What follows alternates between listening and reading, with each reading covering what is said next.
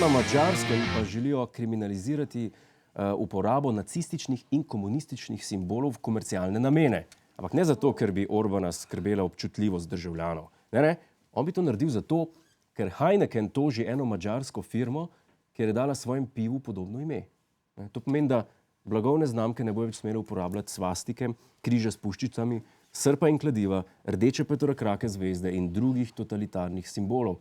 No, ta ukrep bi veljal izključno za pivovarno Heineken, ki ima v svojem logu zvezdo, ne pa tudi za Converse in vodo San Pellegrino. Spreminjati zakon zato, da težiš samo enem podjetju, je tako, ki bi na droge testiral cel parlament, da bi sem čušal jev. Zelo podobno.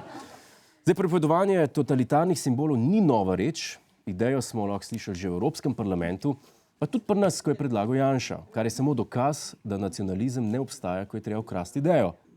No, Heineken je ekskluzivno za Madžarsko že lansiral čisto posebno glas, ki ustreza vsem novim predpisom. Tokiótól Torontóig. Bombaytól Budapestig. Hello, Willy! Tokiótól Torontóig. Ez már volt. több van a csillag mögött. Tako kot vsak teden, tudi za to temo potrebujemo strokovno mnenje. Zato imam zdaj na vezi diplomiranega Slovenca in strokovnjaka za totalitarne simbole. Pozdravljeni, Janez Ivan Novak. Hvala, Jezus. Gospod Novak, po konservativcih v Evropskem parlamentu in Janezu Janši je zdaj prepoved uporabe tako imenovanih totalitarnih simbolov predlagal še Viktor Orban. In sicer v komercialne namene. Ne samo svastika ter srp in kladivo, niti rdeča zvezda na pločevinki piva Heineken tam nima mesta. Končno tudi Madžari, ja. Veste, tako v Evropi kot pri nas še vedno obstaja zajeten kup reliktov in drugih opomnikov iz naše temno-rdeče zgodovine. Resno? Verjemite, da ima v tem času vsaj polovica slovenskega prebivalstva še vedno nekje v kleti ali pa na podstrešju portret Josipa Broza Tita.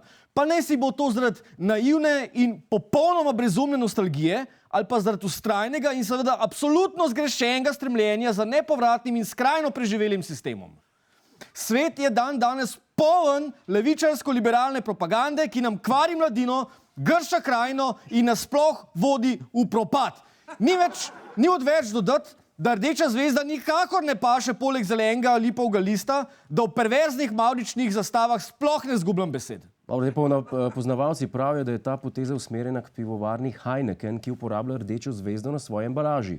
Heineken je samo vrh ledene gore. V slovenskem gospodarstvu ne mrgoli samo rdečkarstih direktorjev in druge murgalske zalege, temveč ostankov polpretekle zgodovine, ki jo vzdržujejo sile kontinuitete. Gospod Novak, o čem to vi govorite? Kako o čem? O imenih, kot je recimo Iskra. In pa kaj bi na tem imenu sporenega? Kaj ni? Iskra je bil podzemni marksistični časnik, ki ga je med drugim urejal sam Lenin. Kaj vas še moti? Me veseli, da ste me vprašali. Vsa telovadna društva, ki še vedno nosijo ime Partizan, Borovnica, Žirovnica, Jesenice, Vič, Domžale, Mengeš, Renče, Ljutome, Ribnica, Podbreze, Šoštanj in drugi. Delavska hranilnica, Delo, Mladina, Pionirski list, Borec, Ciciban, da niti ne omenjah Titovih ulic, trgov, parka Zvezda, Murgle, da ima še Maribor, mesto, ki je salutiralo Hitlerju, še vedno Titovo cesto. Sramota. Dobro, ampak morate predlagati še kakšna alternativna imena. Ja, TVD Janez, Demokratična banka, Častnik demokracija, Trg nad Angela Gabriela, Živalski vrt, Karantanski panter, gradbeno podjetje Knežji kamen, Cesta bratov Podobnik, Trg Marjana Pojbiča. Mislim, konec koncev se lahko zgledujemo po preimenovanju Leninega parka v Argentinskega. Ne bi škodilo, če bi recimo Kardelja pred Cankarjevim domom zamenjali s Pučnikom, ne? Hvala lepa, gospod Novak, dovolj bo. Nikoli ne bo dovolj, Bog z vami. No, tako, drage moje, zdaj veste, kjer pivo ima ideološko konotacijo in kar moramo storiti, da bomo bolj uravnoteženi.